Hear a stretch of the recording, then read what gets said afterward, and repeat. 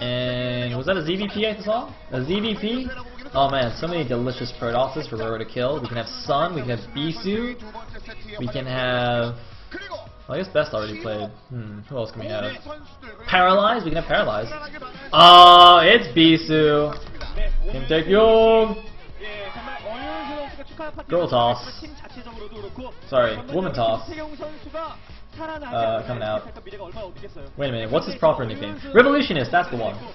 It doesn't end in toss, so I couldn't remember. Everyone else has some kind of toss, right? Like Sorga's Dino toss.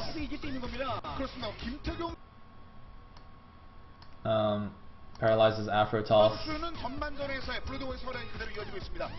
Like Revolutionist, it doesn't match. It doesn't follow the pattern. Terrible. It's alright, he has better hair than Stork though, so I'll forgive him.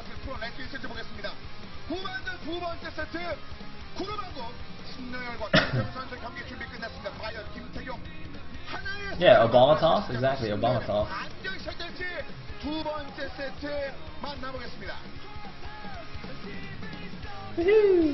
So Bisu's in a bit of trouble, because RorO is freaking amazing. And Bisu, unfortunately, is not that amazing at StarCraft 2. Of course he's amazing at Brood War, but...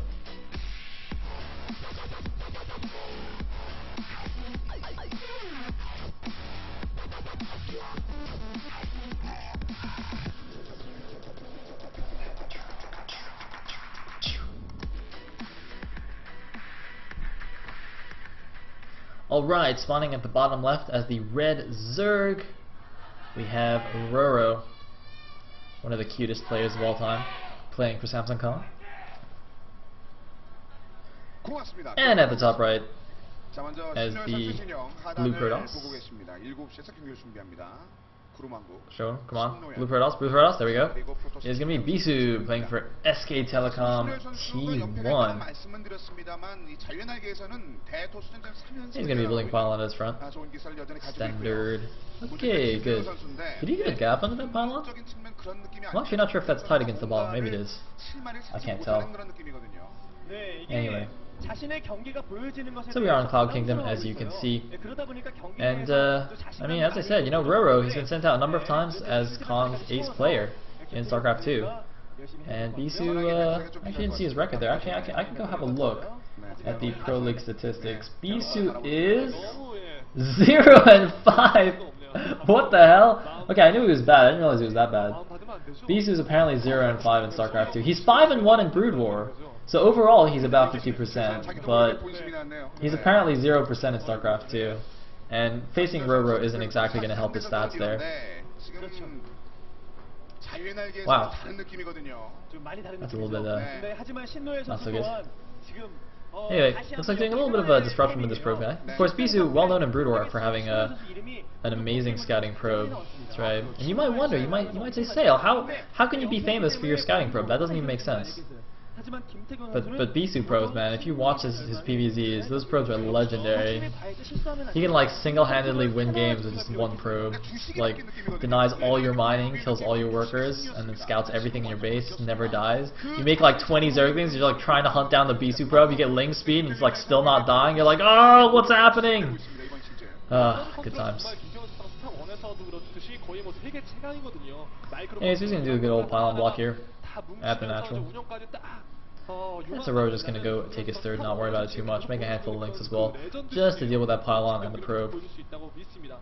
And we do see the Forge and then Nexus here. So you see the first cannon going up for Bisu. I think he's actually has left a gap below the pylon, so maybe if he built the gateway on the top, it might be flush with the cliff.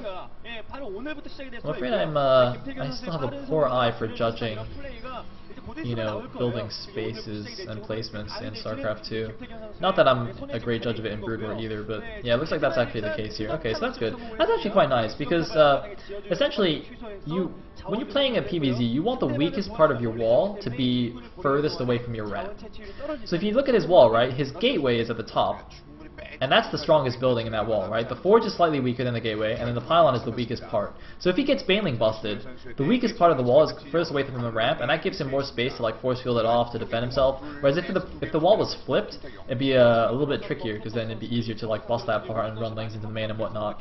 So that's kind of the principle that you want to do there. And I totally just stole all of that, what I just said from Oxlov.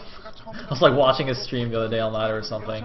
He said like exactly that. Yeah! Stealing smart things from smarter people than I. I love Oxlov. That guy is so smart. I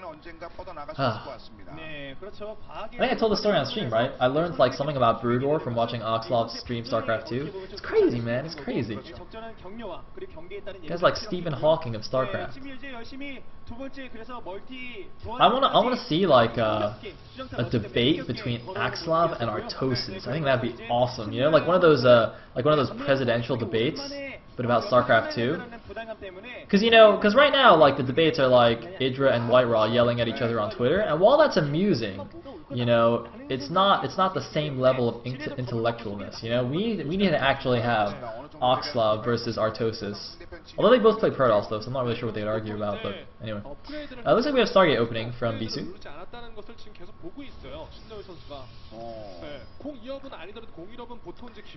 And yeah. What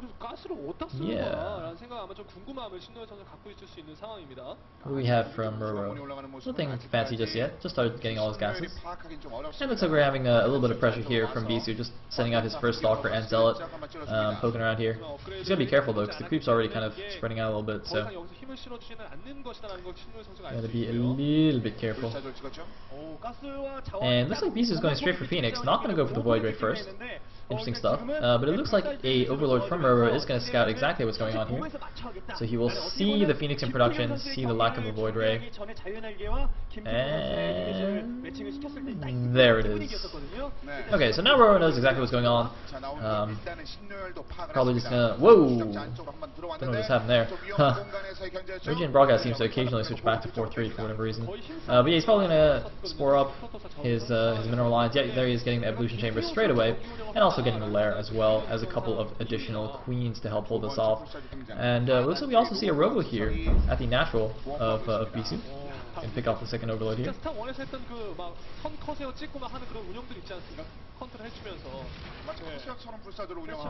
Looks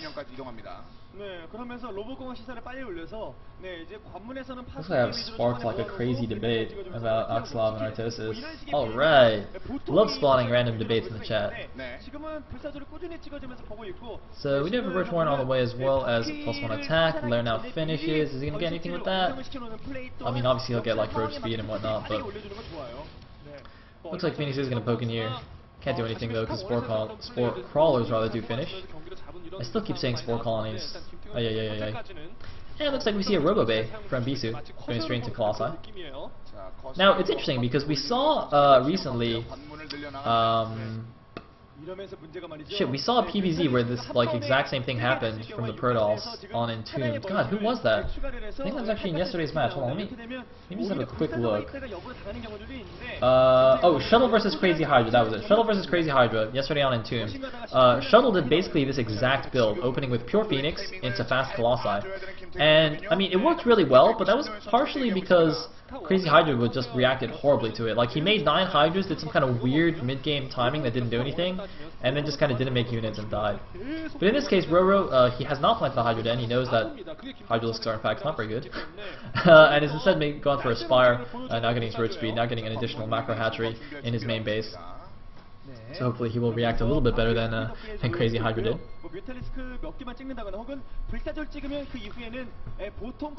Now, it's going to be interesting, that Spire. I mean, you know, obviously he'll need a lot of Corruptors for when the Colossi come out with their Phoenix support. I don't know if he'll try and go for mutas as well with all the Phoenix already out. Seems like it might be a bit of a bad idea.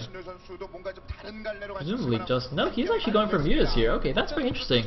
Because, you know, I mean, for the Protoss player, if you've already gotten the Stargate and gone for Phoenix, you know, it's very easy to just continue Phoenix production to counter the mutas. I mean, normally people say that, you know, it's a bad idea if you scout the Zerg going for mutas and then you add on the Stargate. You know, you shouldn't do that. But if you've already got, you know, 4 Phoenixes and you just need to continue Phoenix production, you can definitely do that as a counter to mutas. And obviously, you know, since they can keep up in the air with the mutas, they're very, very nice. But I don't think he's actually seen it yet. He's got to be careful because if he gets his Phoenixes caught while running around the Zerg's base, that could be big trouble. And look at this, RorO actually double expanding now to his 4th base and to the bottom right.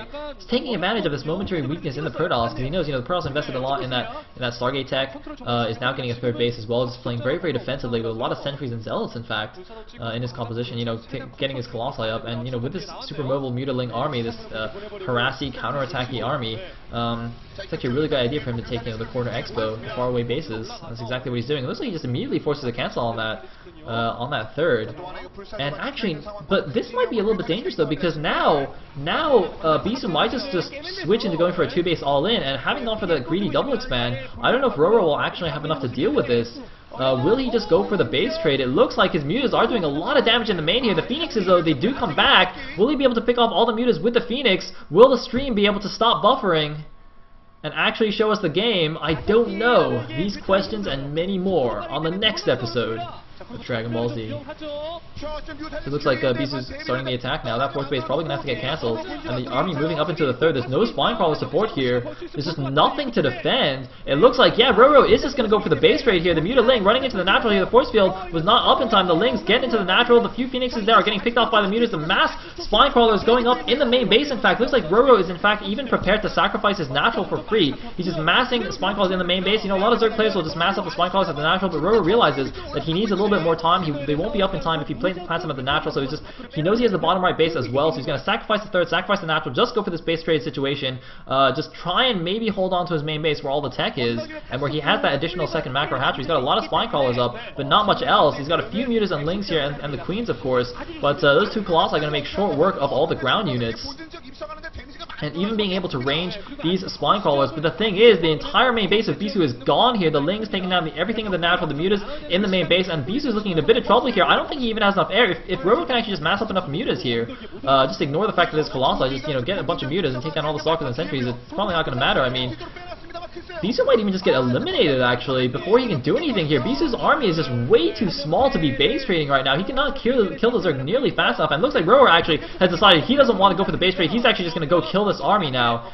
He realizes he probably has enough stuff, and he's just going for it with the Mutaling. He's got to be very, very careful how he engages here. There's still 4 sentries with plenty of force fields. There's 2 colossi that will do great damage against the Lings. Looks like the force fields weren't the best here. He did a force field on the high ground. What on earth? And oh my god, Bisu's army just gets crushed.